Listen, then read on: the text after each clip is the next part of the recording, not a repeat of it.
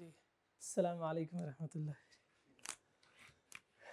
Lecture 10 और इसका part A हमारा चैप्टर 7 चल रहा था हमारा consumption, saving and investment. Previous lecture में हमने कंजम्पशन को डिस्कस किया था और इसके डिटर्मिनेंट्स पढ़े थे, और फिर हमने सेविंग और इसके डिटर्मिनेंट्स सीखे। फिर एक लॉ शुरू किया था केन्स लॉ ऑफ कंजम्पशन, जिसको कहा जाता है Keynes psychological law of consumption. Keynes के उसने हमें 3 असूल बताए थे, 3 बातें थी, जिसको नाम दिए थे 3 प्रोपोजिशन। इनकम बढ़ने से कंजम्पशन भी बढ़ेगी और सेविंग भी बढ़ेगी। इनकम बढ़ने से कंजम्पशन बढ़ेगी, पर जितनी इनकम बढ़ी है कंजम्पशन उतने से नहीं बढ़ेगी। और तीसरी बात क्या थी कि जो हम खर्च नहीं करते वो क्या करते, सेव करते। फिर हमने MPS MPC इक्वल्स टू 1 और बाकी पूरा टेबल ड्रॉ किया था, जिसमें हमने देखा था कि तीनों जो उसकी बातें हैं वो पूरी हो रही हैं। अब हम इसको एक्सप्लेन करेंगे with the help of diagram. पहले कंजम्पशन कर्व, सेविंग कर्व, और चूंकि इनकम भी है, इसकी ज़रूरत नहीं है, लेकिन इनकम लाइन भी मैं ड्रॉ करूंगा। ये हमारे सामने कल की कैलकुलेशन है, जिसमें हमने अज्यूम किया था कि फॉर एग्जांपल ए जिन्हें ऑटोनमस कंजम्पशन है 8 और MPC 0.8 है, तो MPS 0.2। इनकम 0 है तो जितनी भी कंजम्पशन है वो ऑटोनमस कंजम्पशन होगी और सेविंग -8 होगी उस वक्त, क्योंकि y बराबर है C+S, तो सेविंग कितनी हो जाएगी, -8। सेम इसी तरह इसमें हम देखते हैं कि चेंज आ रहा है 10 का, इसमें चेंज आ रहा है 8 का, और इसमें चेंज आ रहा है 2 का। 8 जमा 2 10 के बराबर है, और जितने से इनकम चेंज हो रही है कंजम्पशन उतने से चेंज नहीं हो रही, सेविंग भी उतने से इंक्रीज नहीं हो रही। यहाँ तक ये बात क्लियर। अब हम देखते हैं, इसको ड्रॉ करते हैं और देखते हैं कंजम्पशन कर्व कैसे बनता है जब इनकम 0 है। अच्छा, पहले हम लिख लेते हैं। यहाँ पे होती है नेशनल इनकम, या इनकम लिख लूँगा मैं इधर, कंजम्पशन कर्व। सेविंग कर्व भी ड्रॉ करना है तो कंजम्पशन एंड सेविंग लिख लेता हूँ मैं, कंजम्पशन एंड सेविंग्स। पहले इनकम 0 है, जब इनकम 0 है उस वक्त कंजम्पशन 8 है। अभी सेविंग की बात नहीं करते, पहले कंजम्पशन उस वक्त है 8, saving 0, sorry income 0, income line ये, इनकम 0 कंजम्पशन 8। एक ये पॉइंट आया, ये एक पॉइंट आया, क्लियर। उसके बाद इनकम है 10, जब इनकम उस वक्त कंजम्पशन 16, ये रही इनकम, कंजम्पशन 16, 15 से थोड़ा सा ऊपर मैं इधर ड्रॉ करूंगा इसको।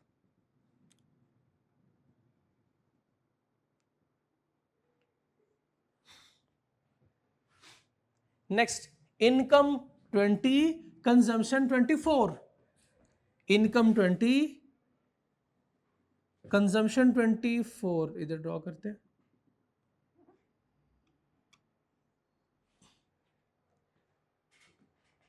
आगे दे रहे, इनकम 30, कंजम्पशन 32, इनकम है 30 और कंजम्पशन करेंगे 32 ड्रॉ।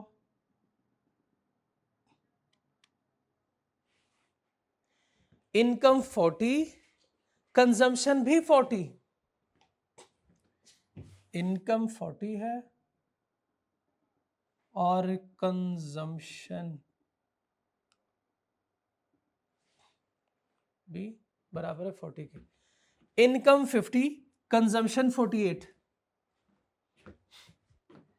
Income 50, consumption 48।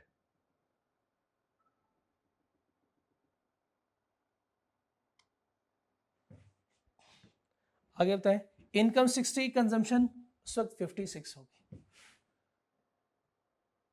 कंजम्पशन 56 और इनकम है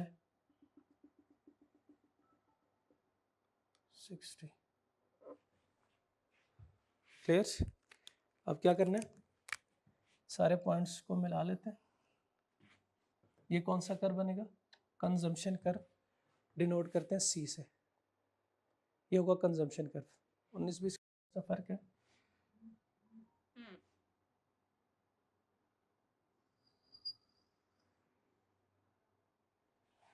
क्लियर हो गया? बिल्कुल अब स्ट्रेट। ये आ गया कंजम्पशन कर्व। अब क्या करना है? सेविंग कर्व ड्रॉ करना है।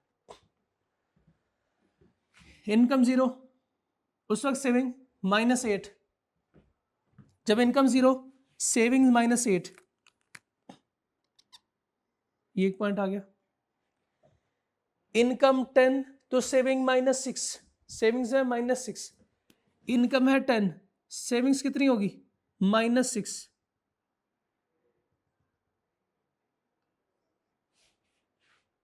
सेविंग्स -6 हो रही है,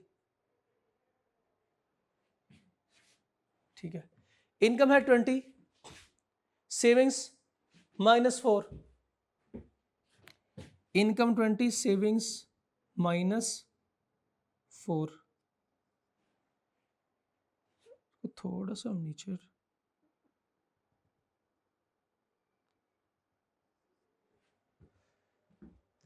इनकम 20 तक हो गई।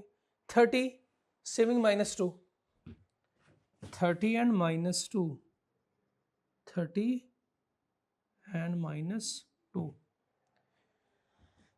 इनकम 40 तो सेविंग 0, क्योंकि कंजम्पशन और इनकम इस पॉइंट पे बराबर है, तो सारे के सारे पैसे खर्च होंगे, कंजम्पशन होगी, सेविंग 0 हो जाएगी। और जब इनकम है 50 तो सेविंग 4, इनकम 2 एंड 4 रिस्पेक्टिवली। इसके बाद 2 ड्रॉ करूंगा मैं, एंड देन 4।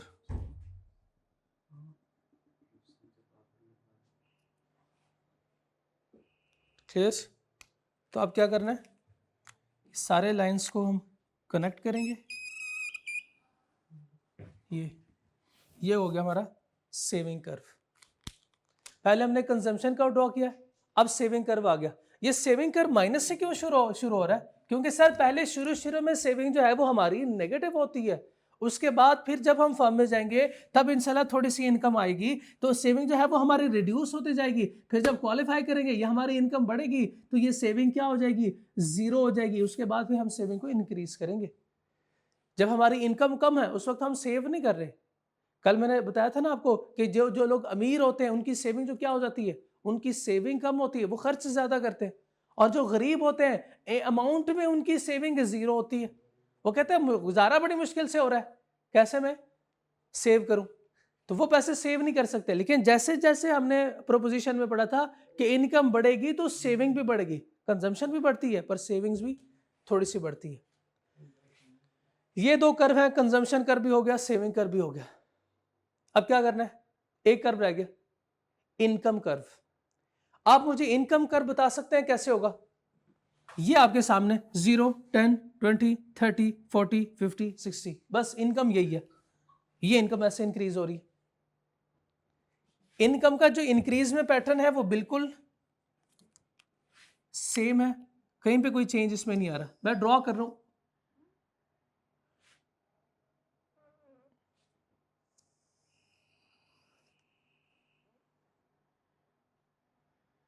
फ्री हैंड से ड्रॉ कर रहा हूं तो थोड़ा सा मसला आ जाएगा। चले 19-20 का फर्क जो है वो एक्सेप्टेबल है। ये कौन सी लाइन है? ये है इनकम लाइन। इस पॉइंट पे ये कौन सा पॉइंट था? 30 और 40 और 40। इस पॉइंट पे इनकम बराबर है कंजम्पशन के। इससे नीचे जितने भी पॉइंट्स हैं उससे पहले कंजम्पशन ज्यादा है इनकम से, और उससे ऊपर वाले पॉइंट्स उस पर कंजम्पशन कम है, इनकम ज्यादा है। जब हमारी इनकम कम थी उस वक्त हमारी कंजम्पशन ज्यादा थी। जैसे जैसे हमारी इनकम इंक्रीज हो रही है हमारी कंजम्पशन वो भी इंक्रीज हो रही है, वो भी इंक्रीज, ऐसे नहीं कि कंजम्पशन डिक्रीज हो रही है, वो भी इंक्रीज हो रही है। लेकिन जितना इंक्रीज इनकम में आ रहा है कंजम्पशन में उतना इंक्रीज नहीं आ रहा, इसलिए ये जो इनकम कर्व है ये कंजम्पशन के ऊपर जा रहा है। क्लियर? ये कंजम्पशन कर्व और इनकम कर्व है। ये कर्व मैंने समझा दिए। मैं एडिशनल आपको एक कॉन्सेप्ट और यहां से बताऊंगा, इधर ही सीखेंगे हमारी जिंदगी आगे आसान हो जाएगी। इधर वही कॉन्सेप्ट सीखेंगे तो हमारी जिंदगी आगे आसान हो जाएगी। इधर मुझे बताएं, ये जो स्टेज है इस लेवल पे क्या है? कंजम्पशन क्या है? ज्यादा है और इनकम कम है। कंजम्पशन ज्यादा है किससे? इनकम से। कंजम्पशन ज्यादा, इनकम कम। और ऊपर वाला बताएं, इधर क्या है?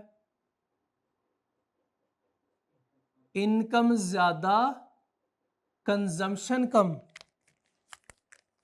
कंजम्पशन कम है किससे? इनकम से।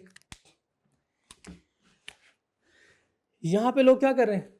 डिमांड ज्यादा कर रहे हैं, कंजम्पशन। जबकि ये तो आपको पता है नेशनल इनकम या नेशनल आउटपुट एक ही बात है।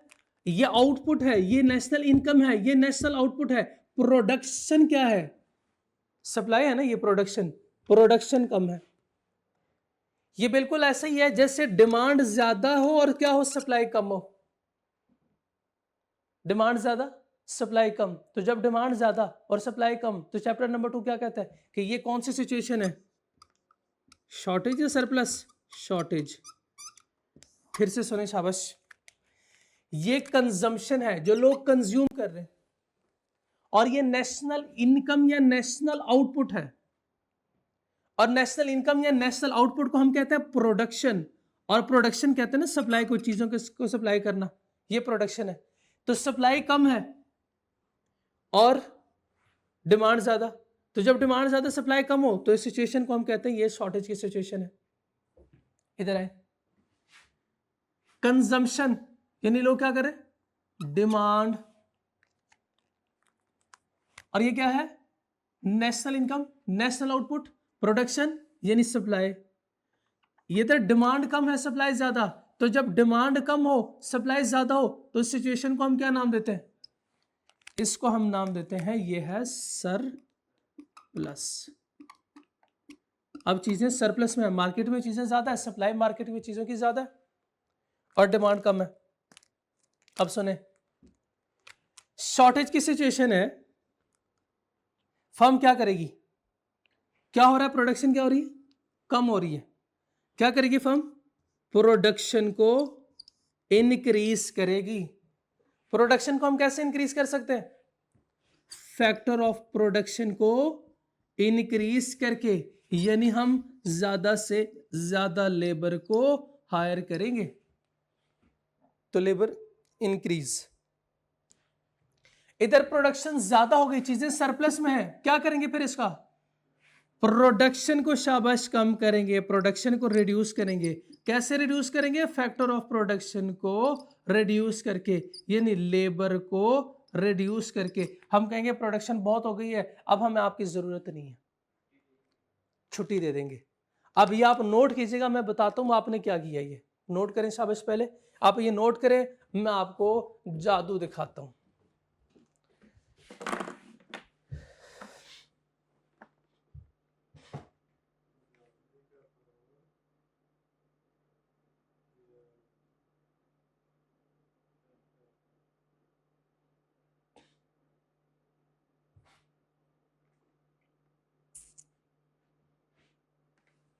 आपने नहीं पढ़ा, पर आप पढ़ के आए, आपको पता है कोई नहीं पढ़ेंगे। If total expenditure is greater than total output, इसको छोड़े, ये नीचे पढ़े। There will be shortage of inventories, there will be shortage of inventories, there will be shortage. क्या पढ़ा हमने? कि कंजम्पशन ज्यादा है, लोग खर्च ज्यादा कर रहे हैं, मींस के लोग डिमांड ज्यादा कर रहे हैं, जबकि हमारी आउटपुट, हमारी प्रोडक्शन क्या है? वो कम है। डिमांड ज्यादा है, सप्लाई कम है, तो ये सिचुएशन है शॉर्टेज की। ये भी कह रहा है टोटल एक्सपेंडिचर ज्यादा है, टोटल आउटपुट कम है, प्रोडक्शन कम है, और इसके साथ उसने लिखा हुआ है कि सप्लाई कम है, यानी डिमांड ज्यादा सप्लाई कम। इधर लिख लेना अब आप टोटल एक्सपेंडिचर को अंडरलाइन करके लिख लें, D greater than S. Demand ज्यादा है सप्लाई से, तो क्या होगा, शॉर्टेज होगी। अब शॉर्टेज की सिचुएशन है because consumer are trying to buy more output than it is actually being produced. छोड़ें इसको। प्रोड्यूसर क्या करेगा, producers will increase their production, और प्रोडक्शन के लिए क्या चाहिए हमें, स्टाफ। प्रोडक्शन ज्यादा तो GDP will increase until equilibrium level of output was reached। ये लिखा हुआ है until equilibrium level of output was reached। ये कौन सा लेवल है, ये किसकी बात हो रही है, ये किसकी बात हो रही है, किधर है इक्विलिब्रियम? आप बता सकते हैं मुझे, डायग्राम देख के बताएं, डायग्राम देख के बताएं, शाबाश। ये पॉइंट है, ये पॉइंट है इक्विलिब्रियम पॉइंट। इस पॉइंट को हम नाम देंगे इक्विलिब्रियम पॉइंट। और याद रखिएगा इक्विलिब्रियम पॉइंट के लिए, इक्विलिब्रियम पॉइंट पे क्या होता है, इनकम बराबर होती है किसके, कंजम्पशन के, comma saving is equal to 0। ये शर्त है, इसके लिए याद रखिएगा। ये एमसीक्यूज में ये आपके काम आएगा। इनकम बराबर है, ये देखे ना, इनकम भी इस वक्त 40 है और कंजम्पशन भी 40 है। जब इनकम 40 कंजम्पशन 40, उस वक्त सेविंग कितनी है, ये सेविंग लाइन है, उस वक्त सेविंग 0 है।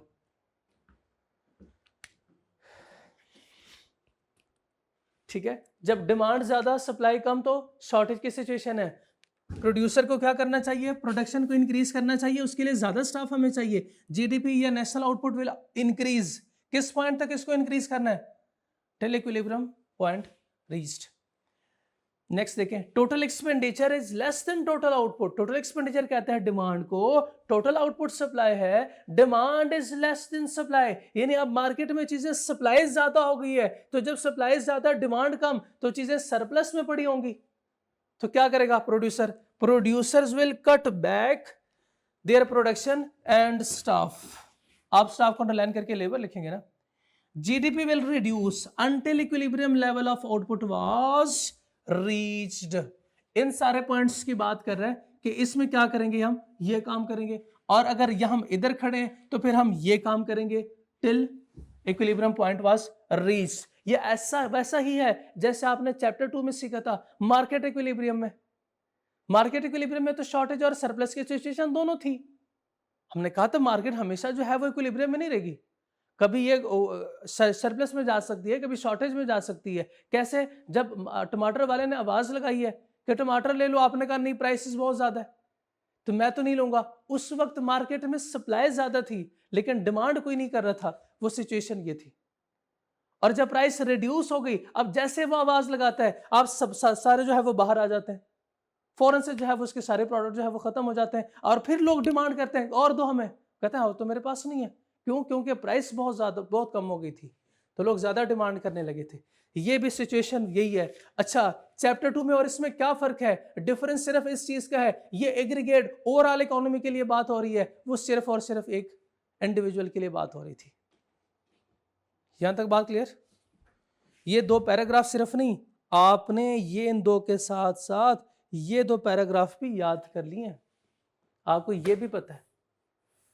इसको छोड़े, इन दोनों को छोड़े, ये देखें, there will be shortage of inventories, producer will increase their production, there will be surplus of inventories, producers will cut back their production and staff, GDP will reduce until equilibrium. अच्छा, अब बताएं शाबाश, अब ये 4 पैराग्राफ रट्टे लगाएंगे ना, याद करेंगे ना, 4 पैराग्राफ याद करेंगे या कोई एक पैराग्राफ याद करेंगे?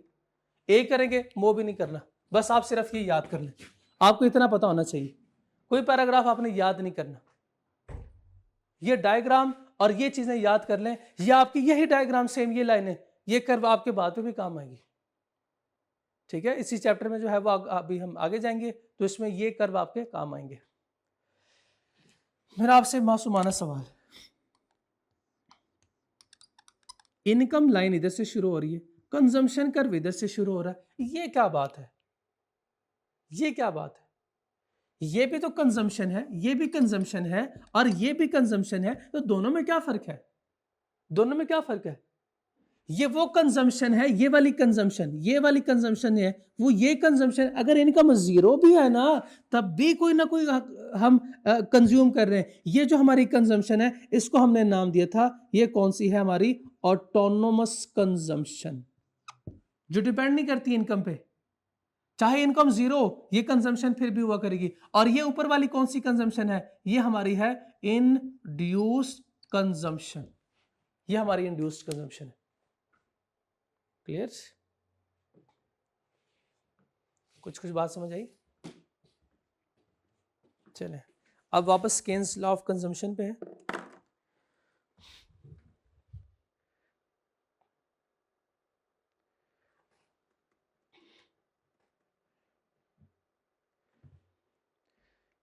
चेंज प्रोपोजिशन के बाद हमने ये टेबल कल डिफरेंट फिगर्स के साथ ड्रॉ किया था। MPC is the ratio of change in consumption to change in income. MPC, marginal propensity to consume, is the ratio of change in consumption to change in income. MPC is equal to ऐसे calculate करते हैं। ये marginal है ना, marginal.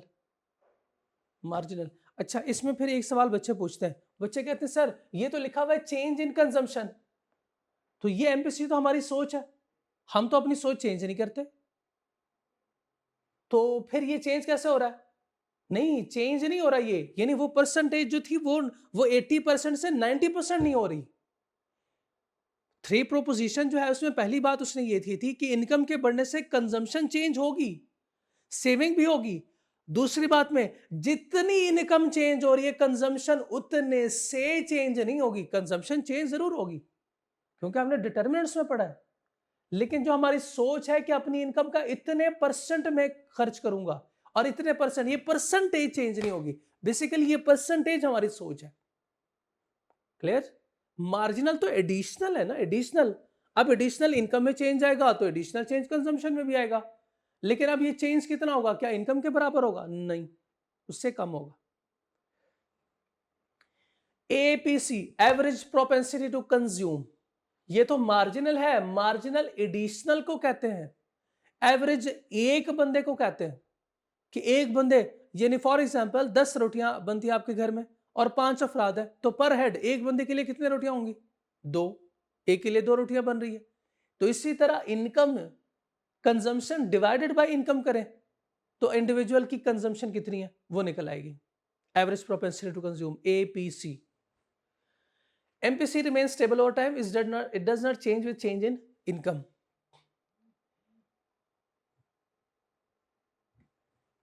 इसको दोबारा समझे।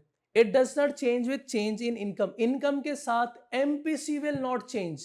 MPC will not change. MPC को अंडरलाइन करके लिख लें, this percentage will not change. हाँ, मार्जिनल चेंज जो इनकम में आएगा तो उसकी वजह से कंजम्पशन के अमाउंट में चेंज जरूर आएगी, लेकिन MPC will not change.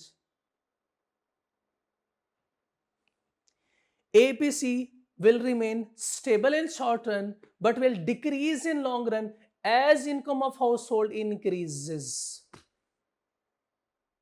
As income of household increases, APC will decreases.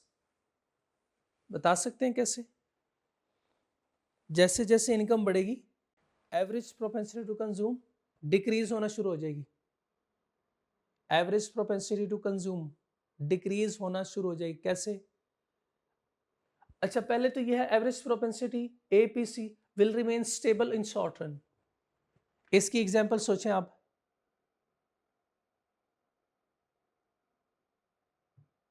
सोच लिया? चलें अब सुने। आपकी इनकम क्या हर महीने चेंज होती रहती है? क्या आपकी इनकम हर महीने चेंज होती है? नहीं। हर साल बजट आता है तब आपकी इनकम चेंज होती है। इसका मतलब क्या हुआ कि 12 महीने तक आपकी इनकम क्या रहेगी? स्टेबल रहेगी, सेम रहेगी। जब 12 महीने तक आपकी इनकम सेम रहेगी तो बताएं average propensity to consume short run में सेम हुआ कि नहीं? अब 12 महीने आपकी इनकम सेम है तो आपकी कंजम्पशन की परसेंटेज भी सेम है, तो ना इनकम चेंज हो रही है ना आपकी कंजम्पशन चेंज हो रही है। But will decrease in long run. Long run में चूंकि आपकी इनकम इंक्रीज होती है तो ये प्रोपेंसिटी क्या हो जाएगी, डिक्रीज हो जाएगी। APC will decrease. ठीक है, बस इतना याद रखना है। मेरी तो ख्वाहिश है कि मैथमेटिकल कैलकुलेशन से इसको समझाऊं आपको ताकि पूरा कॉन्सेप्ट बैठ जाए, लेकिन मेरा ख्याल है ज़रूरत नहीं है। चले हम एमसीक्यू देखेंगे, अगर किसी एमसीक्यू में आ गया तो फिर मैं ज़रूर समझाऊंगा। ठीक है, उधर डिस्कस हो जाएगा। तो ये इतना अपने जहन में रखिए, MPC remains stable over time, ना शॉर्ट रन में इसको चेंज कर सकते हैं ना लॉन्ग रन में ये चेंज होगा। हाँ, एपीसी स्टेबल है शॉर्ट रन में, पर लॉन्ग रन में ये एपीसी क्या हो जाएगा, कम हो जाएगा। ये आपके सामने वो कंजम्पशन कर्व है प्लस सेविंग कर्व।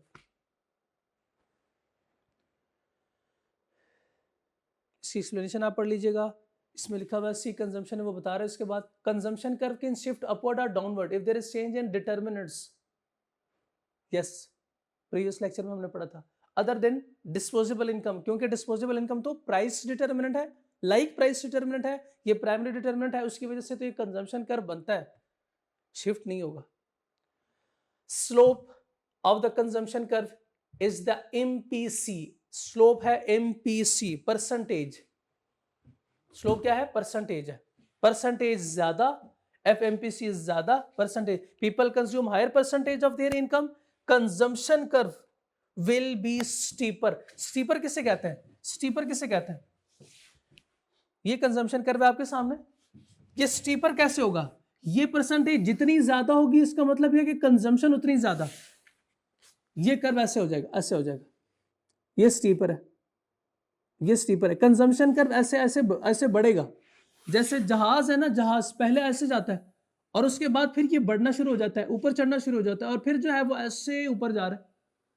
ये इसमें इंक्रीज आ रहा है, उसकी हाइट में इंक्रीज, तो कंजम्पशन में इंक्रीज भी ऐसे ऊपर आएगा।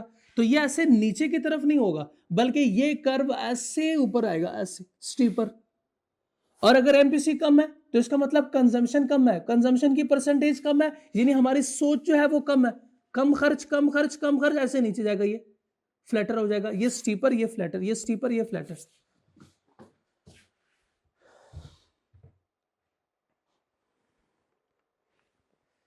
If MPC is low, consumption curve will B flatter. Saving line के बारे में बता रहा है, सेविंग फंक्शन है which is derived by subtracting consumption from income. लिखा हुआ था ना डेफिनेशन में, सेविंग के डेफिनेशन में, income minus consumption equals to saving. आगे वो हमें बता रहा है इक्विलिब्रियम के बारे में। Note that break even point, इसको अंडरलाइन करके लिख लें, equilibrium point is at the income level of 40 where income equals to expenditure. Income बराबर है कंजम्पशन के, comma saving is equal to 0। ये लिखा हुआ है, वो आपने भी लिखा हुआ है ऊपर, वो आपके सामने आपने भी लिखा हुआ है अल्हम्दुलिल्लाह। तो जब इनकम 40 उस वक्त कंजम्पशन भी 40 और सेविंग क्या थी, 0, क्योंकि इनकम का सारा हिस्सा हम क्या कर रहे हैं, खर्च कर रहे हैं। कुछ बात समझ आई?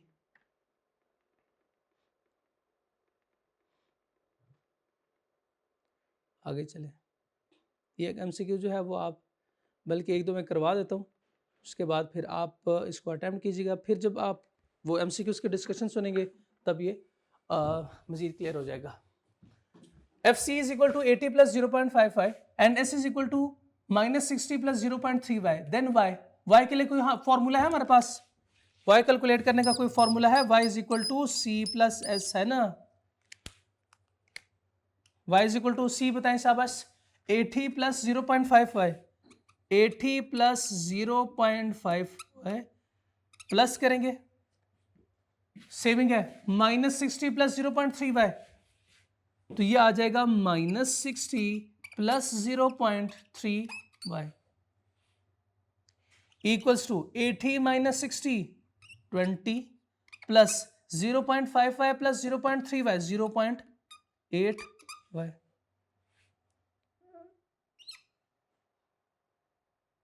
क्लियर? इसको इधर ले आए, ये 1y है ना, जिसके साथ कुछ नहीं होता इसके साथ 1 होता है ना। 1y minus 0.8y equals to 20। अब ये क्या बनेगा, 0.2y equals to 20। y is equal to 20 divided by 0.2 y is equal to क्या बनता है 100 है 80 है, चलें करके देख लें 100 है, ठीक है क्लियर। बाकी सवाल भी आपके ऐसे ही होंगे। If saving is equal to, ये सेविंग फंक्शन है, ये कंजम्पशन फंक्शन है। कंजम्पशन फंक्शन देखें पहले, if C is equal to 80 plus 0.55 then, अब हमसे पूछ रहा है कि कौन सा इसमें गिवन ऑप्शन करेक्ट है। It depends on variation in income, गलत है ये। MPC is greater than MPS, MPC बताएं शाबाश, ये क्या है, C is equal to A plus B Y, और B क्या था MPC, MPC is equal to 0.5, और तो MPC अगर 0.5 है तो MPS बता सकते हैं आप, MPC plus MPS is equal to 1, MPC plus MPS is equal to 1, MPC है 0.5 plus MPS is equal to 1, MPS is equal to 1 minus 0.5 which is equal to 0.5। इसका मतलब MPC अगर 0.5 है तो MPS भी 0.5 के बराबर होगा।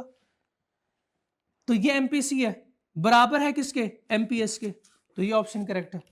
If saving is equal to -60 plus 0.3y, अब ये फंक्शन बताएं ये कौन सा फंक्शन है, ये सेविंग फंक्शन है, ये कंजम्पशन फंक्शन है, ये कंजम्पशन है, ये सेविंग फंक्शन है। Total saving is equal to A plus B y, लेकिन यहां पे जो B है वो क्या MPC को रिप्रेजेंट कर रहा होगा, नहीं ये वो डिनोट करता है MPS को।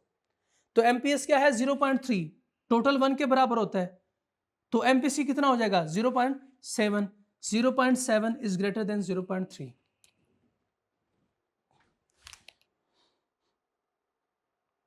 आगे चलता हूं, बाकी आप लोगों ने इसको अटेम्प्ट करना है। सेविंग और इसके डिटर्मिनेंट्स ये हमने कर लिया था। MPS कैलकुलेट करने का और फॉर्मूला है 1 माइनस MPC जो आपने अभी देखा है।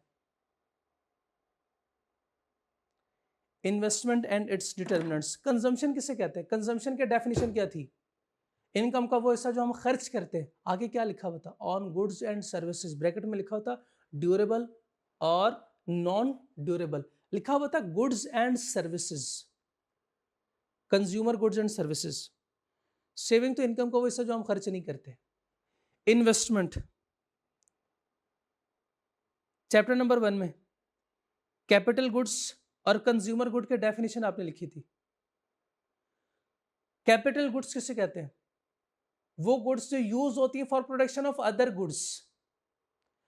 एग्जाम्पल क्या थी, फ्राइज बनाने वाली मशीन, अगर इस मशीन पे आप खर्च कर रहे हैं तो ये कहलाएगी आपकी इन्वेस्टमेंट। चैप्टर नंबर 5 में हमने पढ़ा था प्रोड्यूसर क्या करता है, इन्वेस्ट करता है, कंज्यूमर कंज्यूम करता है, प्रोड्यूसर इन्वेस्ट करता है। वो कौन सी चीजें, कैपिटल गुड्स, इसके साथ लिखा हुआ था कैपिटल फॉर्मेशन भी, और नीचे ब्रैकेट में लिखा हुआ था value of inventory should also added there here, sorry.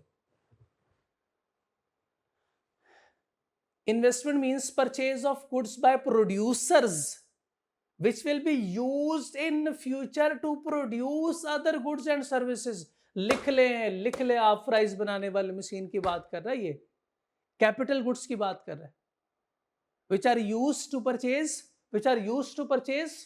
क्या, कैपिटल गुड्स, शाबाश, which are used to purchase capital goods. Investment के दो टाइप्स है, एक है ऑटोनोमस इन्वेस्टमेंट और दूसरी टाइप है इंड्यूस्ड इन्वेस्टमेंट। आप मुझे ऑटोनोमस कंजम्पशन बताएं शाबाश, ऑटोनोमस कंजम्पशन कौन सी होती है, वो कंजम्पशन जो इनकम पे डिपेंड नहीं करती, चाहे इनकम जीरो ही क्यों ना हो वो कंजम्पशन फिर भी होती रहेगी।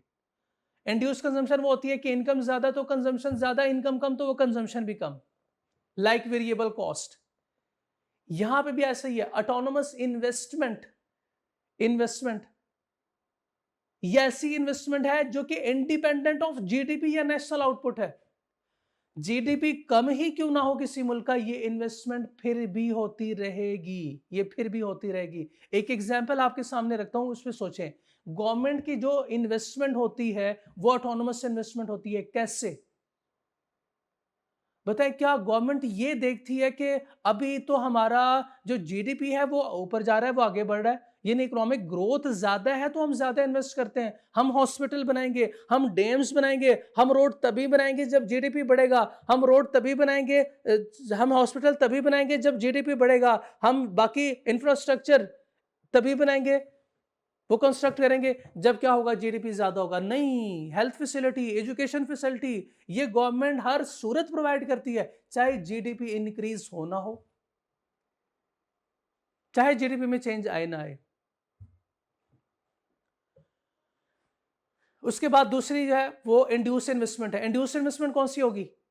इन जीडीपी ज्यादा तो इन्वेस्टमेंट ज्यादा, जीडीपी कम तो ये इन्वेस्टमेंट भी कम, जीडीपी ज्यादा इन्वेस्टमेंट ज्यादा, जीडीपी कम इन्वेस्टमेंट कम, या नेशनल इनकम ज्यादा नेशनल तो ये इन्वेस्टमेंट भी ज्यादा, नेशनल इनकम कम तो ये इन्वेस्टमेंट भी कम। अच्छा बताएं ये किस तरह की इन्वेस्टमेंट होगी? बताएं, लोग जब जीडीपी ज्यादा मींस प्रोडक्शन ज्यादा तो इनकम ज्यादा लोगों की, तो फर्म की इनकम क्या हो जाएगी? ज्यादा हो जाएगी। फर्म उस इनकम का क्या करेगी?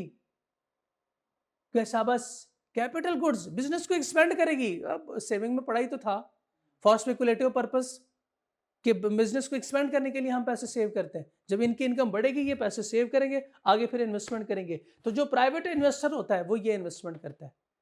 ऊपर वाली इन्वेस्टमेंट किसकी होगी? गवर्नमेंट की। ये इन्वेस्टमेंट किसकी होगी? प्राइवेट इन्वेस्टर होंगे।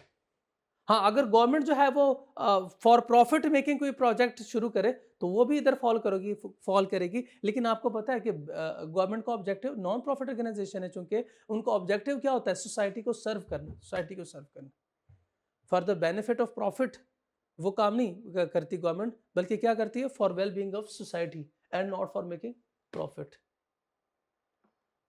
इन्वेस्टमेंट कर्व स्ट्रेट लाइन है, और इधर इन्वेस्टमेंट कर्व देखें, इनकम ज्यादा, नेशनल इनकम ज्यादा तो ये इन्वेस्टमेंट ज्यादा, नेशनल इनकम कम तो ये इन्वेस्टमेंट भी कम हो जाएगी। इसके बाद कुछ डिटर्मिनेंट्स हैं जो डिपेंड करते हैं, जो इसके बाद डिटर्मिनेंट्स हैं इन्वेस्टमेंट के, जिसपे इन्वेस्टमेंट डिपेंड करती है। जैसे हमने कंजम्पशन के डिटर्मिनेंट्स पढ़े, फिर सेविंग के डिटर्मिनेंट्स पढ़े कि किसी डिटर्मिनेंट की वजह से कंजम्पशन ज़्यादा होती है, कैसे ज़्यादा होती है, या सेविंग कम होगी तो कैसे कम होगी। इसी तरह हम इन्वेस्टमेंट के भी डिटर्मिनेंट्स अब पढ़ेंगे वन बाय वन। जी, डिटर्मिनेंट्स में पहला डिटर्मिनेंट देखें, आगे ऊपर लिखा हुआ है प्राइमरी डिटर्मिनेंट्स ऑफ इन्वेस्टमेंट। आप प्राइमरी डिटर्मिनेंट्स के बारे में बता सकते हैं कि ये प्राइमरी डिटर्मिनेंट्स लिखा हुआ है, क्या इसका मतलब क्या होगा? प्राइस, इसका मतलब होगा प्राइस। इसका मतलब होगा जैसे कंजम्पशन में इनकम, जैसे सेविंग में इनकम, इनकम की वजह से कंजम्पशन कर्व और सेविंग कर्व बनता है, प्राइस की वजह से डिमांड कर्व, सप्लाई कर्व बनता है, इंटरेस्ट रेट की वजह से या एमएससी की वजह से कर्व कौन सा बनेगा? इन्वेस्टमेंट का बनेगा। इन्वेस्टमेंट का डेफिनेशन क्या है? कैपिटल गुड्स पे जो खर्चा हम करते हैं, वो उस एसेट पे जिसको हम यूज करते हैं for production of other goods. दो टाइप्स है, autonomous investment, induce investment. Autonomous investment कौन सी होती है? अगर जीडीपी नहीं भी है फिर भी हम इन्वेस्टमेंट करते हैं, या कम है जीडीपी, इकोनॉमिक ग्रोथ कम है, नेशनल आउटपुट कम है, फिर भी हम कुछ ना कुछ खर्च करते हैं, इन्वेस्टमेंट करते हैं, ये कहलाती है ऑटोनोमस इन्वेस्टमेंट। गवर्नमेंट करती है यूजुअली, जैसे हॉस्पिटल्स है, जैसे स्कूल्स है, जैसे रोड्स है, एजुकेशन सेक्टर में या किसी भी हेल्थ सेक्टर में हॉस्पिटल्स, ये गवर्नमेंट कंस्ट्रक्ट करती है irrespective of increase in GDP. और दूसरी इन्वेस्टमेंट इंड्यूस इन्वेस्टमेंट होती है। प्राइवेट इन्वेस्टर यूजुअली ये काम करते हैं जब उन्होंने प्रॉफिट अर्न करना होता है, तो जीडीपी ज़्यादा यानी उनकी इनकम ज़्यादा होगी, प्रॉफिटेबिलिटी ज़्यादा, तो फिर वो इन्वेस्ट भी ज़्यादा करते हैं। वेयर हाउस जैसे कंस्ट्रक्ट करना, न्यू फैक्ट्रीज इस्टेब्लिश करना। उसके बाद determinants of investment, primary determinant है rate of interest and MEC, marginal efficiency of capital. Chapter number 1 में पढ़ा था आपने, ये बताया था आपको, आगे पढ़ेंगे किसी चैप्टर में, तो ये चैप्टर नंबर 1 में। According to Keynes, primary determinants of investment are rate of interest and MEC, rate of interest. Rate of interest और MEC में क्या फर्क है? रेट ऑफ इंटरेस्ट कहते हैं मार्केट से जो हमें रेट मिलेगा, मार्केट से जो हमें रेट ऑफ इंटरेस्ट मिलेगा, बैंक जो हमें रेट देता है वो मार्केट का रेट ऑफ इंटरेस्ट है। और दूसरा एक इंटरेस्ट होता है जो अगर हम कंपनी में पैसे इन्वेस्ट करें तो इसको हम कहते हैं MEC, marginal efficiency of capital. Chapter number 1 याद होगा आपको। बैंक का जो रेट होता है, फॉर एग्जांपल बैंक ने हमें रेट दिया 10%, ये बैंक का रेट होता है, इसको कहा जाता है, इसको मार्केट का रेट भी कहा जाता है, ये मार्केट का रेट ऑफ इंटरेस्ट है। और एक है MEC, marginal efficiency of capital. ये 10% का मतलब ये है कि कंपनी में हमने इन्वेस्ट किया, इन्वेस्टमेंट के बदले हमें जो रेट मिलेगा वो ये होगा। ये बैंक में पैसे रखवाए, बैंक में पैसे रखवाए, अच्छा बैंक में पैसे रखवाते हैं तो बैंक वालों को हम पैसे देते हैं इन द फॉर्म ऑफ लोन। और आपको पता है लोन के साथ जो टर्म खास है वो है इंटरेस्ट। ये टर्म खास है किसके लिए? इन्वेस्टमेंट के लिए, ये इन्वेस्टमेंट के लिए। और इन्वेस्टमेंट के बदले आपको पता है आपको क्या मिलता है? डिविडेंड, डिविडेंड मिलेगा आपको। क्लियर? इन्वेस्टमेंट के बदले आपको मिलता क्या? डिविडेंड। ये डिविडेंड का एक रेट होता है, एक परसेंटेज है, ये रेट या ये परसेंटेज कहलाता है MEC। तो याद रखिएगा ये जो प्राइमरी डिटर्मिनेंट है ये वो बेसिकली है MEC, ये बेसिकली है MEC, लेकिन उसने फिर मार्केट का रेट, इंटरेस्ट रेट और MEC दोनों के ये प्राइमरी डिटर्मिनेंट है। उसकी वजह सुने, उसकी वजह सुने। वो दोनों में से आपसे कोई एक भी पूछ सकता है या कोई एक भी आपको दे सकता है। वो करता क्या यूजुअली? वो जो सिनेरियो बनती है ना वो एक एंगल से, वो कहेगा कि मार्केट का इंटरेस्ट रेट है, मार्केट का इंटरेस्ट रेट ज्यादा है, मार्केट का इंटरेस्ट रेट क्या है? ज्यादा है। अब किससे मार्केट का रेट ऑफ इंटरेस्ट ज्यादा है? जो कंपनी दे रही है उससे। वो ये नहीं बताएगा कंपनी जो रेट ऑफ इंटरेस्ट दे रही है वो 8% है, मार्केट में रेट ऑफ इंटरेस्ट 10% है, तो बताएं हमें क्या करना चाहिए? नहीं नहीं, ये नहीं करेगा। वो आपसे ये कहेगा कि मार्केट का रेट ऑफ इंटरेस्ट ज्यादा है, इंटरेस्ट रेट ज्यादा है या इंटरेस्ट रेट कम है। MEC के बारे में अगर उसने बताना हुआ तो सिर्फ इतना कहेगा MEC रेट ज्यादा है, MEC रेट कम है। बाकी आपने खुद ही अंडरस्टैंड करना है कि अगर MEC रेट ज्यादा है तो इसका मतलब इंटरेस्ट रेट कम है, अगर इंटरेस्ट रेट ज्यादा है तो इसका दूसरा मतलब क्या हुआ कि MEC कम है। MEC है बदले में हमें क्या मिलेगा? हम अगर इन्वेस्ट करेंगे तो हमें बदले में कितना मिलेगा? यह है मार्जिनल, मार्जिनल किसे कहते हैं? एडिशनल। और C क्या है? कैपिटल। E एफिशिएंसी, क्या मिलेगा बदले में? On what? कैपिटल जो हमने खरीदा था, इन्वेस्टमेंट जो हमने की थी, हमने जो वो फ्राइज बनाने वाली मशीन खरीदी थी उससे हमें कितना फायदा होगा? वो जो आपने मुर्गी खरीदी है, कैपिटल गुड्स है। मुर्गी क्या करती है? मुर्गी अंडे देती है, तो मुर्गी कितने अंडे देगी?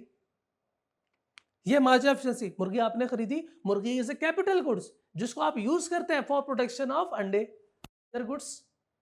तो ये जो अंडे आ रहे हैं, कितने अंडे आ रहे हैं? अगर ज्यादा अंडे आ रहे हैं तो बताएं शाबाश, आप बैंक में पैसे रखवाएंगे या फिर आप मुर्गी खरीदेंगे?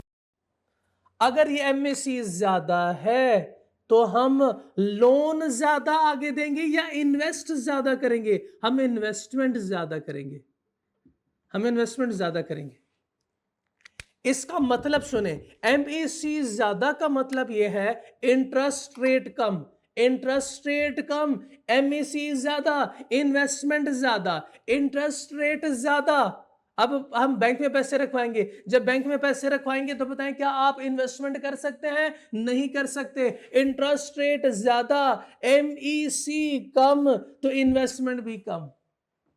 तो सीधी सी बात थी, MEC कम, इन्वेस्टमेंट कम, MEC ज्यादा, इन्वेस्टमेंट ज्यादा। फिर मैं क्यों कलप रहा हूं पता नहीं, लेकिन इधर देखें आगे काम आएगा। ये rate of interest increases, MEC decreases, investment also decreases. Rate of interest decreases, MEC increases, investment also increases. मतलब क्या हुआ इसका? इसका मतलब ये हमने आपके लिए जगह छोड़ी हुई है इधर, तो आपने लिखना है कि इंटरेस्ट रेट और इन्वर्स का इन्वेस्टमेंट का इन्वर्स रिलेशन है, MEC और इन्वेस्टमेंट का डायरेक्ट रिलेशन है। लिख लें, किसी चैप्टर में आगे काम आएगा।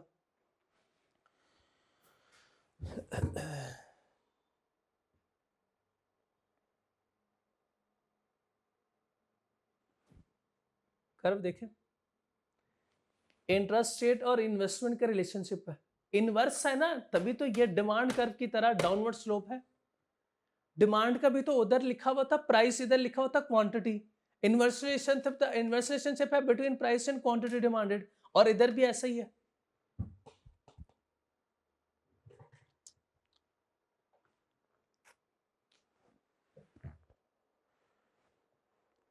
इधर इसने मार्केट रेट ऑफ इंटरेस्ट और एमईसी को डिफाइन किया है।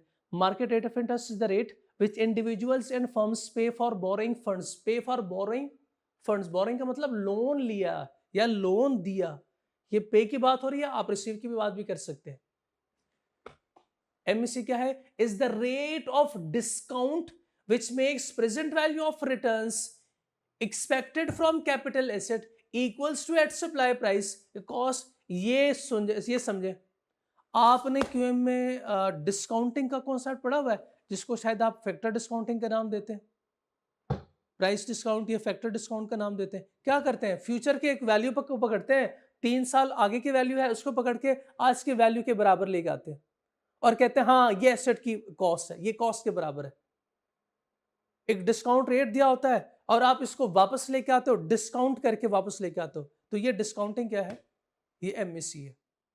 क्लियर? एमएससी भी हम ऐसे कैलकुलेट करेंगे। पॉज कीजिए जी। अदर डिटरमिनेंट्स देखते हैं। Other determinants of investment, MSc curve schedule will shift rightward or leftward if any of the following determinants। आपको बताया है ना एमएससी क्या है? ये इन्वेस्टमेंट है। एमएससी ज्यादा तो इन्वेस्टमेंट ज्यादा, एमएससी कम तो इन्वेस्टमेंट कम। एमएससी शिफ्ट राइटवर्ड, इसका मतलब क्या होगा? राइटवर्ड को अंडरलाइन करके लिख लें, इन्वेस्टमेंट ज्यादा। एमएससी लेफ्टवर्ड का मतलब क्या होगा? एमएससी कम तो इन्वेस्टमेंट भी कम। चले जी, वन बाय वन देखते हैं वो डिटर्मिनेंट्स, वो फैक्टर्स जो इन्वेस्टमेंट या एमएससी को अफेक्ट कर रहे होंगे। डिमांड फॉर द गुड, अगर लोग ज्यादा डिमांड करेंगे तो हम ज्यादा चीजें सप्लाई करेंगे, ज्यादा चीजें सप्लाई करेंगे तो क्या होगा? हमें ज्यादा मशीनें चाहिए होंगी। तो बताएं शाबाश, डिमांड ज्यादा तो हम मशीन, फ्राइज बनाने वाली मशीन पहले एक थी, डिमांड ज्यादा हो गई है, अब क्या करेंगे? या तो बड़ी मशीन खरीदेंगे या फिर 2 मशीन करेंगे। ठीक है? Higher demand for good will stimulate investment, change in income या प्रॉफिट ऑफ फर्म्स। बताएं शाबाश, एक प्रोड्यूसर जो प्रोड्यूस करता है उसके अच्छे खासे प्रॉफिट्स आ रहे हैं, बताएं प्रॉफिट्स को वो कैश कैसे करेगा? वो नई मशीन खरीदेगा, वो बिजनेस को एक्सपेंड करेगा। अगर वो इनकम ज्यादा अर्न कर रहा है, वो कहेगा इसमें प्रॉफिटेबिलिटी ज्यादा है, मैं अपने बिजनेस को एक्सपेंड करूंगा। क्योंकि प्रॉफिटेबिलिटी ज्यादा, चैप्टर 2 क्या कहता है? सप्लाई ज्यादा। सप्लाई कैसे ज्यादा करेंगे? ज्यादा प्रोडक्शन करके। ज्यादा प्रोडक्शन करे कैसे करेंगे? ज्यादा फ्राइज बनाने वाली मशीनें खरीदेंगे। एक एग्जांपल है हमारी फ्राइज बनाने वाली मशीन, इससे कॉन्सेप्ट आपको समझ आ जाएगा इंशाल्लाह। चेंज इन सेंटिमेंट, सेंटिमेंट किसे कहते हैं?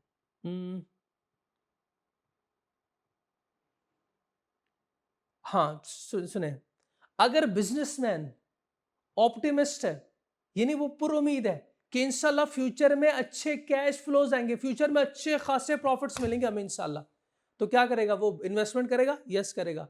अगर उसे लग रहा है कि फ्यूचर में मुझे कोई अच्छे दिन नजर नहीं आ रहे, तो क्या वो इन्वेस्टमेंट करेगा? नहीं। मेरे तो ख्याल है एग्जिस्टिंग इन्वेस्टमेंट को भी वो क्लोज करने की कोशिश करेगा। चेंज इन वेज रेट, अच्छा वेज रेट क्या है? वेज रेट क्या है?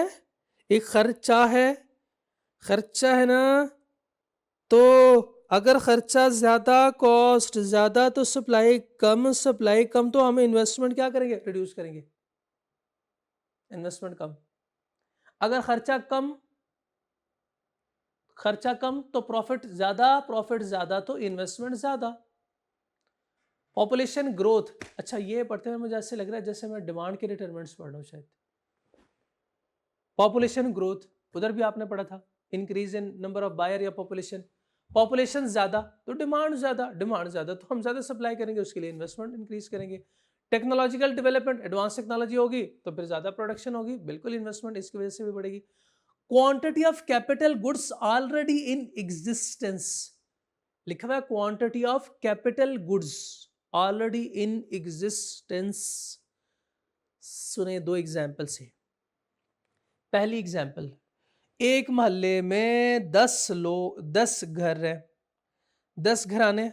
अब रेडी वाले वहां पे जो खड़े हुए हैं वो हैं 2 लोग, और 2 लोग इन 10 घरानों की डिमांड को पूरा कर रहे हैं।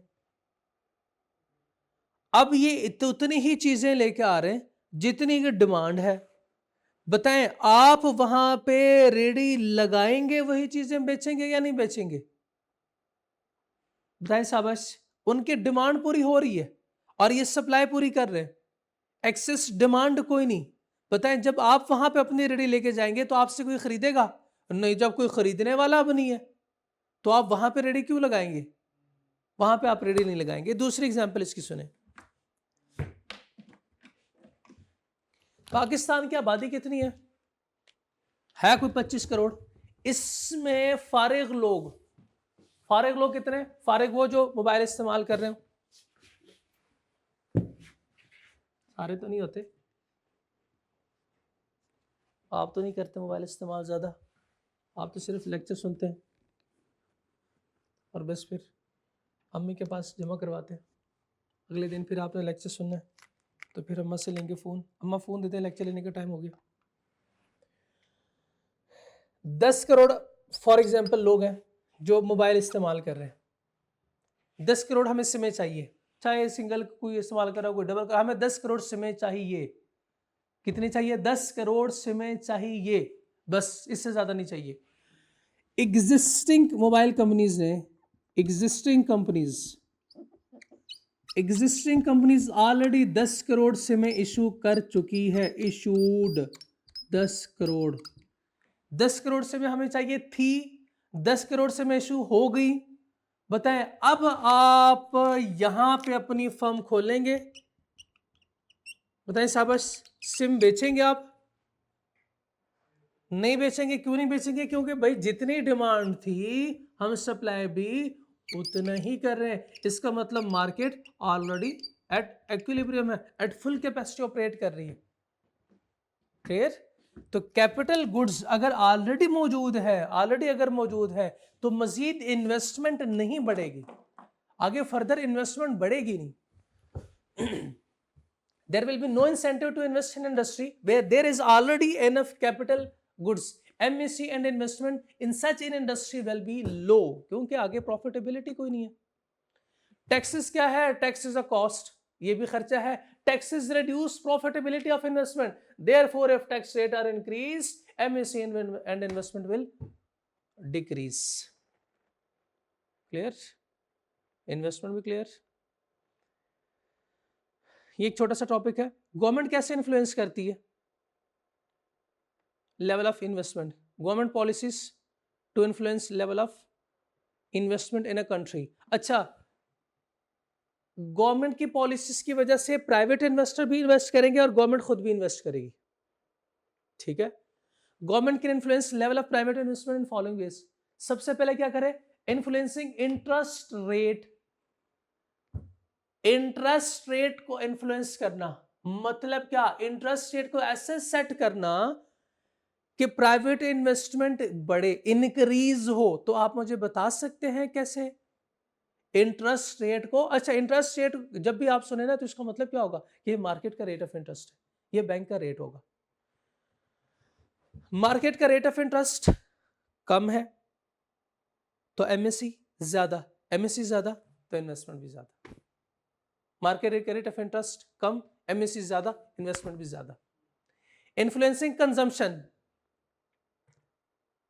गवर्नमेंट कहती है लोगों ज्यादा से ज्यादा कंज्यूम करो, ज्यादा से ज्यादा कंज्यूम करो। जितनी ज्यादा कंजम्पशन होगी उतनी ही money supply is increase, consumption will increase and investment will also increase. Government consumption के लिए मनी सप्लाई को इंक्रीज करेगी ताकि लोगों की इनकम बढ़े, ज्यादा से ज्यादा कंज्यूम करे। ज्यादा से ज्यादा कंज्यूम करेंगे तो डिमांड बढ़ेगी, जब डिमांड बढ़ेगी तो आपको पता है, अभी हमने डिटरमिनेंट्स में पढ़ा कि इन्वेस्टमेंट भी बढ़ जाएगी। अच्छा, अगर ये दोनों काम ना हो या फिर इन दोनों से काम ना बने तो फिर क्या करेगी गवर्नमेंट? गवर्नमेंट खुद मैदान में आती है। अब हम करेंगे, अब गवर्नमेंट खुद इन्वेस्ट कर रही है। If government makes expenditure on infrastructure, जैसे फॉर एग्जांपल रोड या पावर प्रोजेक्ट्स, आपको पता है गवर्नमेंट जब सड़कें बनाती है तो आसपास प्राइवेट इन्वेस्टर खुद ही आ जाते हैं। फिर ये जो इन्वेस्टर आएंगे इसकी वजह से क्या होगा? प्राइवेट सेक्टर में ये इन्वेस्टमेंट बढ़ेगी। Encouraging technological development, advance technology होगी तो investment will also increase. Government can support technological development by financing research and projects or making investment and technical education, stimulating business confidence, ये दो समझे, stimulating business confidence, encouraging investing firm. 5 में क्या होता है? Stimulating, confidence बढ़ाना, confidence इनकी stimulate, इनकी बढ़ाती है गवर्नमेंट। कैसे? इनको सब्ज बाग दिखा के, बस सिर्फ इसमें बाग दिखाए जाते हैं। इंशाल्लाह हम अपनी पॉलिसीज ऐसे सेट करेंगे कि फ्यूचर में आपको कोई मसला नहीं होगा, आपको कोई परेशानी नहीं होगी। हम टैक्स रेट फ्यूचर में ऐसे डिजाइन करेंगे, टैक्स पॉलिसीज जो कि आपकी सिस्टम के साथ अलाइन होगी, आपकी इसकी वजह से प्रॉफिटेबिलिटी डिस्टर्ब नहीं होगी इंशाल्लाह। हम आपके लिए सब्सिडी, नए नए सब्सिडीज जो है वो अनाउंस करेंगे। तो इस तरह सब बाग दिखाए जाते हैं। पता नहीं होता है कि नहीं होता, लेकिन कुछ लोग इनकी बात तस्लीम करते हैं, इनकी बात मान लेते हैं। वो कहते हैं यस, आप लोगों ने पहले भी ऐसे किया और इंशाल्लाह आपकी प्रैक्टिस यह है कि जो बात करते हैं बात के पक्के रहते हैं, अपनी बात से नहीं मुकरते। तो आप हमें टैक्स में रिबेट्स भी देंगे, सब्सिडीज भी देंगे, रिडक्शन उसकी देंगे, और हमारी पॉलिसीज को भी आप इनकरेज करेंगे, जिससे क्या होगा, हमारी इन्वेस्टमेंट बढ़ेगी और एक्सपोर्ट्स में भी हमारी मदद करेंगे। ये एग्जांपल हो सकती है सारी। और दूसरा, encouraging investing firms, investing firms को इनकरेज करना। स्टिमुलेटिंग में सिर्फ बाग दिखाए जाते हैं, इन्वेस्टिंग फर्म्स को इनकरेज करना क्या होता है, डायरेक्टली खुद जो है वो गवर्नमेंट कहती है हम आपसे टैक्स नहीं लेंगे जब आप टैक्स फ्री हो, या फिर हम टैक्स क्या करेंगे, रिड्यूस करेंगे। वहां पे सिर्फ पॉलिसीज बता रहे हैं, यहां पे बकायदा जो है वो उस पर अमल दरामद हो रहा है, टैक्स की रिडक्शन भी हो रही है। Government can offer grants to firms for investing in particular regions, these grants can also be in the form of subsidies और रिडक्शन इन टैक्सेस। ये एक छोटा सा टॉपिक था। इसके बाद ये देखें, Keynesian aggregate demand aggregate supply approach, बताएं शाबाश, ये कौन सी अप्रोच है? चैप्टर नंबर 6 खोले, लर्निंग ऑब्जेक्टिव 3 देखें, उसमें नंबर 1 वाला जो था आपने डिस्कस किया था, ये वही काम हो रहा है। और 2 और 3 के साथ आपने लिखा था ना चैप्टर नंबर 7, 2 और 3 के साथ आपने लिखा था चैप्टर 7। तो पहली अप्रोच देखें, उसमें बिल्कुल सेम वही अप्रोच, इकोनॉमी इक्विलिब्रियम होगी किस पॉइंट पे, किस स्टेज पे, जब एग्रीगेट डिमांड बराबर है किसके, एग्रीगेट सप्लाई के। अच्छा, उस वक्त जो हमने बातें की थी, वो जो बातें हमने पढ़ी थी कि ये आप एग्रीगेट सप्लाई को इंक्रीज नहीं कर सकते, एग्रीगेट सप्लाई को इंक्रीज करेंगे तो क्या होगा, और तो फिर क्या करें, एग्रीगेट सप्लाई को इंक्रीज नहीं कर सकते, किसी ने मशवरा दिया आप एग्रीगेट डिमांड को इंक्रीज करें। वो ये लिखा हुआ है, if aggregate supply is boosted means increased, if aggregate supply is increased, aggregate supply को increase कर सकते हैं बोला, हाँ बिल्कुल कर सकते हैं। फैक्टर प्रोडक्शन को बढ़ा के, प्रोडक्शन कॉस्ट को कम करके, there will be no change in the output of economy, output में कोई चेंज नहीं आएगा। ये देखिए हमने इसको इंक्रीज किया, एक्चुअल आउटपुट में कोई चेंज आ रहा है कि नहीं आ रहा, नहीं आ रहा, क्योंकि आप प्रोडक्शन इतनी ही कर रहे हैं। अब आपने अपना गैप जो है वो डिस्टेंस बढ़ा दिया, ये दूरियां बढ़ गई हैं, हमने क्या करना, दूरियों को खत्म करना है, because equilibrium point will remain fixed. Equilibrium तो ये है ना, ये इफेक्टिव डिमांड है ना, ये एक्चुअल आउटपुट है। हमने क्या करना है, हमने ये डिफरेंस खत्म करना है जो एक्चुअल आउटपुट और फुल एम्प्लॉयमेंट लेवल में डिफरेंस है। हम चाहते हैं कि एक्चुअली हमारी प्रोडक्शन जो है वो बढ़े, वो इंक्रीज हो, तो उसके लिए हमें एग्रीगेट सप्लाई को इंक्रीज नहीं करना पड़ेगा, जबकि एग्रीगेट डिमांड को इंक्रीज करेंगे। चैप्टर 6 की बातें हो रही हैं ये। If aggregate demand is boosted, आप देख सकते हैं कि अब क्या हो रहा है, if aggregate demand is increase, price level will remain same but output will be increase, helping the economy to get out of depression जिसमें आप गए हैं। ठीक है, इसके बाद 2 और भी अप्रोचेस हैं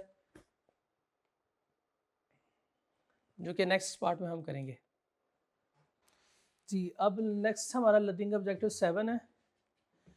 7 की तरफ जाने से पहले मैं थोड़ी सी इसमें एक अमेंडमेंट करने लगा हूँ, सेम यही, इसको मैं अब एक नाम देने लगा हूँ कि एक कर्व हमने ड्रॉ किया था, ये इनकम कर्व, ये इसको इनकम लाइन भी कहा जाता है, इसको सप्लाई लाइन भी कहा जाता है, सप्लाई लाइन या इनकम कर्व भी कहा जाता है। और ये कर्व देखें, ये बिल्कुल इस तरह से यहां से ऊपर की तरफ जा रहा है। ये एंगल बता सकते हैं कि राउंडेड कौन सा एंगल बनेगा? ये क्या होता है?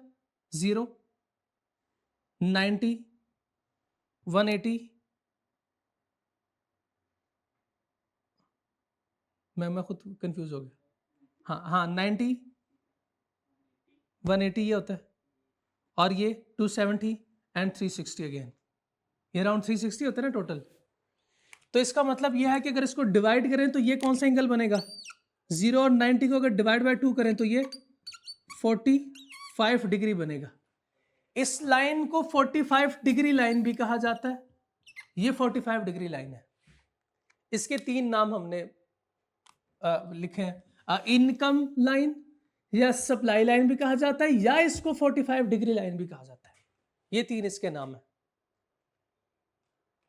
ठीक, यही नाम नेक्स्ट यूज होंगे। अब चैप्टर 6 में अप्रोचेस में, लर्निंग ऑब्जेक्टिव 3 में हमने 3 अप्रोचेस, एक अप्रोच पढ़ी है, 2 अप्रोचेस के साथ मैंने लिखवाया था, वो चैप्टर 7 में करेंगे। तो ये रहा उसमें से पहले अप्रोच, टोटल या aggregate expenditure approach to macro economic equilibrium. पहली अप्रोच क्या थी? Aggregate demand aggregate supply approach. वो क्या कहती है? उस पॉइंट पे मैक्रो इकोनॉमिक इक्विलिब्रियम होगा जहां पे एग्रीगेट डिमांड बराबर हो किसकी? एग्रीगेट सप्लाई के। ये अप्रोच क्या कहती है? ये कहती है इक्विलिब्रियम, मैक्रो इकोनॉमिक इक्विलिब्रियम वो पॉइंट होगा जहां पे टोटल एक्सपेंडिचर, अब लफ्ज टोटल एक्सपेंडिचर जो है वो अपने पास नोट करें और देखें टोटल एक्सपेंडिचर का मतलब क्या है कि एक्सपेंडिचर। अच्छा, मैंने आपसे एक दफा पहले सवाल पूछा था, कभी प्रोड्यूसर कभी कंज्यूमर बन सकता है? प्रोड्यूसर कभी कंज्यूमर बन सकता है? कैसे बनेगा? सब्जी वाला फजर से पहले जब सब्जी परचेज करता है तो आपको पता है वो जो जूता पहन के जाता है वो कंज्यूमर का जूता होता है, वो खरीदने वाला का होता है। और जब सब्जी खरीद लेता है आके अपने वहां पे स्टॉल लगाता है, वो उस वक्त जो है वो घर से सप्लायर का जूता पहन के जाता है। इसका मतलब हर प्रोड्यूसर क्या होगा? हर प्रोड्यूसर पहले कंज्यूमर होता है और फिर आके वो क्या करता है? इसको सेल करता है। ये बात क्लियर? तो इसका मतलब इन्वेस्टर जो है वो इन्वेस्टमेंट के लिए पहले परचेज करेगा कैपिटल गुड्स। क्या ये इसकी कंजम्पशन नहीं कहलाएगी? ये कंजम्पशन कहलाती है। और कंज्यूमर जो चीजें कंज्यूम करता है वो भी कंजम्पशन है। तो ये इसको नाम देते हैं हम टोटल एक्सपेंडिचर। ये है टोटल एक्सपेंडिचर। टोटल एक्सपेंडिचर जब बराबर हो जाए इनकम के, वो पॉइंट जिसमें टोटल एक्सपेंडिचर बराबर हो इनकम के। अब मैंने आपको बताया टोटल एक्सपेंडिचर में 2 चीजें आती हैं, कौन कौन सी? Consumption plus investment. लेकिन मेरा आपसे सवाल यह है कि कंजम्पशन कौन सी होगी, इन्वेस्टमेंट कौन सी होगी? क्या ये आप बता सकते हैं? उससे पहले यह सोचे, कंजम्पशन 2 तरह की होती है क्या इन्वेस्टमेंट 2 तरह की होती है? ये बिल्कुल होती है। हमने 2 टाइप्स पढ़ी हैं, कंजम्पशन की भी और इन्वेस्टमेंट की भी। इन्वेस्टमेंट के 2 टाइप्स हैं, इंड्यूस और ऑटोनोमस इन्वेस्टमेंट। सेम इसी तरह कंजम्पशन की भी 2 टाइप्स थी, autonomous and induced consumption.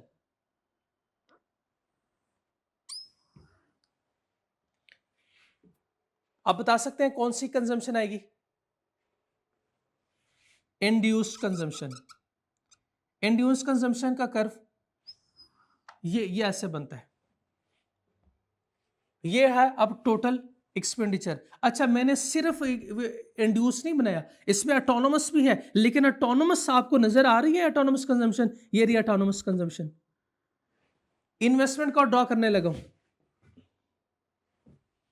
Investment curve नजर आ रहा है? यह है consumption curve plus investment curve, 2 curve आ गए, इक्वल्स टू टोटल एक्सपेंडिचर। इसमें मैंने पता क्या किया है? इसमें मैंने ये autonomous consumption plus induce consumption, autonomous investment plus induce investment, चारों को ऐड करके बराबर कर दिया टोटल एक्सपेंडिचर के, माने ना माने। इन्वेस्टमेंट कर इंड्यूस इन्वेस्टमेंट कर भी ऐसे बनता है, ये ऑटोनोमस इन्वेस्टमेंट कर होता है। क्या ये मैंने ऐड नहीं किया इसमें? ये बिल्कुल आ रहा है। ये ऑटोनोमस कंजम्पशन है, ये कंजम्पशन कर्व। तो ये कर हम ड्रॉ नहीं करेंगे, लेकिन हमें पता है टोटल एक्सपेंडिचर में ये आ गया है। अब दूसरी लाइन कौन सी बननी है? दूसरी लाइन जो होगी वो होगी इनकम लाइन या सप्लाई लाइन या 45 डिग्री लाइन। ये जिस पॉइंट पे दोनों बराबर हैं वो पॉइंट कौन सा, क्या कहलाएगा? ये इक्विलिब्रियम पॉइंट होता है। ये होता है हमारा इक्विलिब्रियम पॉइंट। इस पॉइंट पे इनकम बराबर है किसके? टोटल एक्सपेंडिचर के। ये अप्रोच है टोटल एक्सपेंडिचर या एग्रीगेट एक्सपेंडिचर अप्रोच। क्लियर है? लेकिन आप बता सकते हैं मुझे क्या हो रहा है इधर? इधर बता सकते हैं इधर क्या हुआ है? इधर ये हुआ है कि इनकम लाइन कम है, यानी इनकम कम है, टोटल एक्सपेंडिचर ज्यादा है। मैं इसको अगर टीई लिख लूं पहले,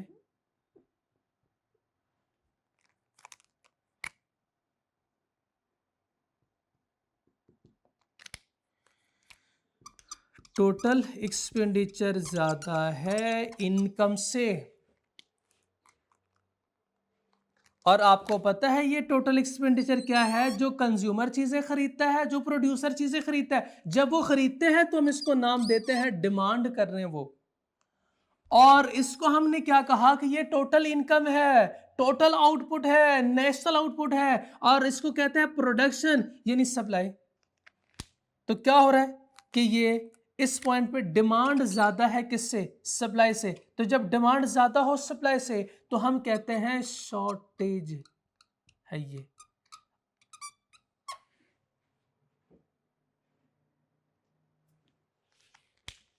और इधर बता सकते हैं मुझे आप?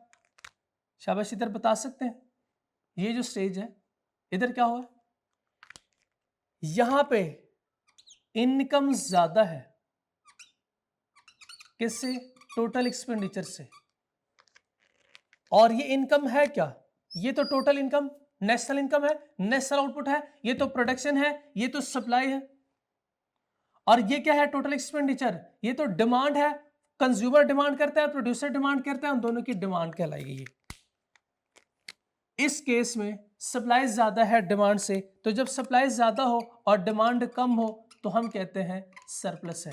इकोनॉमी किस वक्त इक्विलिब्रियम में होगी? जब ना तो शॉर्टेज ना सरप्लस की सिचुएशन होगी, बल्कि क्या इकोनॉमी इक्विलिब्रियम में होगी। तो हम कहेंगे ये टोटल एक्सपेंडिचर अप्रोच है, इस वक्त मैक्रो इकोनॉमी इक्विलिब्रियम में होगी। शॉर्टेज है तो गवर्नमेंट तो फर्म क्या करेगी? शॉर्टेज है प्रोडक्शन करेगी, प्रोडक्शन के लिए फर्म को ज्यादा स्टाफ चाहिए। सरप्लस है तो फर्म क्या करेगी? उसके लिए प्रोडक्शन कट करेगी, रिड्यूस करेगी, और स्टाफ को भी फारिग कराएगी firm. Total expenditure approach model, a simple economy will be equilibrium at that level of output at which total expenditure consumption plus investment will be equals to 45 degree line. 45 line represent aggregate supply, output curve and is called income line। ये आपके सामने, और ये इससे पहले आप कर चुके हैं, ठीक है। Next, saving investment approach. Saving investment approach भी बहुत आसान ऐसी अप्रोच, वो अप्रोच है इकोनॉमी इक्विलिब्रियम में होगी। किस स्टेज पे, किस पॉइंट पे? जहां पे सेविंग इक्वल हो किसके? इन्वेस्टमेंट के। सेविंग इन्वेस्टमेंट की इक्वल हो जाए। लेकिन यहाँ पे हमने एक अजम्पशन लेनी है। वो अजम्पशन क्या है कि ये जो इन्वेस्टमेंट होगी, ये कौन सी इन्वेस्टमेंट होगी? इंड्यूस्ड इन्वेस्टमेंट होगी? नो, ये ऑटोनोमस इन्वेस्टमेंट होगी। Autonomous investment. सेविंग जब बराबर हो जाए ऑटोनोमस इन्वेस्टमेंट के, तो इस वक्त इकोनॉमी इक्विलिब्रियम में होगी। Under saving investment approach, simple economy will be in equilibrium at that level of output at which desired saving will be equals to desired investment। Desired saving will be equals to desired investment। Curve आपने देख लिया, यहां पे लिखा हुआ है saving is less than investment, ये लिखा हुआ है saving is greater then investment. Investment का मतलब क्या? प्रोडक्शन। इन्वेस्टमेंट का मतलब क्या? प्रोडक्शन। इधर भी प्रोडक्शन, इधर भी प्रोडक्शन। आप लिख लेंगे ये भी सप्लाई है, ये भी सप्लाई है। अच्छा, यहां पे लिखा हुआ है सेविंग्स कम है इन्वेस्टमेंट से।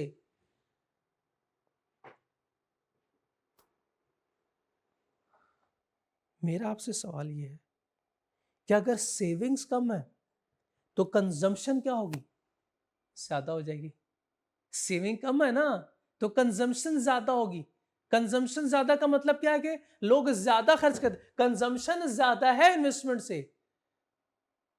सेविंग अगर इन्वेस्टमेंट से कम है तो मतलब क्या है? कंजम्पशन इन्वेस्टमेंट से ज्यादा है। सेविंग कम का दूसरा मतलब कंजम्पशन ज्यादा, सेविंग ज्यादा का दूसरा मतलब क्या, कंजम्पशन कम। यहां पे कंजम्पशन क्या है, डिमांड, डिमांड, तो डिमांड ज्यादा है सप्लाई से। अगर सेविंग कम है इन्वेस्टमेंट से, सेविंग कम है सप्लाई से, तो मतलब क्या है कि डिमांड ज्यादा है इन्वेस्टमेंट से। और इधर अगर सेविंग ज्यादा है इन्वेस्टमेंट से, तो दूसरा मतलब क्या कि कंजम्पशन कम है इन्वेस्टमेंट से, मींस कि सप्लाई ज्यादा है इन्वेस्टमेंट से। तो ये शॉर्टेज की सिचुएशन होगी, ये सरप्लस की सिचुएशन है।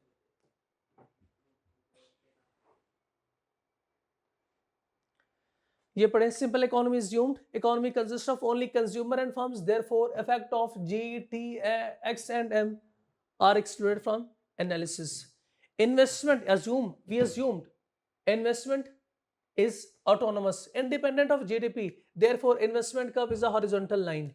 Household do not consume of all of their income, house hold अपनी सारी की सारी इनकम कंज्यूम नहीं करती, and make savings is there income increases. पहली लाइन है केन्स लॉ ऑफ प्रीपोजिशन की। इसी चैप्टर के लर्निंग ऑब्जेक्टिव 2 का जो पहले प्रीपोजिशन में तीन बातें थी ना, पहली बात कि इनकम के बढ़ने से सेविंग भी बढ़ेगी, firms needs investment for projects, लोगों ने सेविंग की है लेकिन फर्म को पैसे चाहिए इन्वेस्टमेंट के लिए, अब क्या करें। चैप्टर 1 याद है आपको, उसमें हमने पढ़ा था कैपिटल फॉर्मेशन में कि जब लोग लोग सेविंग करेंगे और इन्वेस्टर को पैसे चाहिए तो क्या करें investor, arrangement is made between individual and firms through banks. उधर लिखा हुआ था थ्रू कैपिटल मार्केट, इधर लिखा हुआ through banks. Arrangement is made between individual and firms through banks, consequently saving become investment. Saving जो है वो कन्वर्ट हो जाएगी किस में, मोबिलाइजेशन ऑफ सेविंग का कॉन्सेप्ट है ये इन्वेस्टमेंट में। Equilibrium, economy is at equilibrium at point where saving curve equals to investment curve. Saving is less than investment, इसके ऊपर आप लिखेंगे मतलब दूसरा इसका ये है कि consumption is greater then investment, और फिर इसके ऊपर लिखेंगे demand is greater then supply, क्योंकि कंजम्पशन डिमांड है, इन्वेस्टमेंट प्रोडक्शन है और प्रोडक्शन सप्लाई है। क्लियर हो गई ये बात, ये दोनों पैराग्राफ क्लियर, ये 4 पैराग्राफ, ये वाले 2 और पिछले अप्रोच के 2 पैराग्राफ याद किए है ना आपने, जो कि करने नहीं है आपने याद, लेकिन आपने फिर भी किए हुए याद नहीं करने। हमने तो उसमें जब हम Keynes law of psychological law of consumption पढ़ रहे थे, उसके कर्व के साथ हमने लिख लिया था कब हम जो है फैक्टर प्रोडक्शन को इंक्रीज करना पड़ेगा, यानी लेबर को इंक्रीज, कब डिक्रीज, ये लिखा भी हुआ अभी। ठीक हो गया, तो इसके साथ ही हमारा ये चैप्टर भी कंप्लीट हो गया और ये पार्ट भी इसको यहाँ पे एंड करते हैं।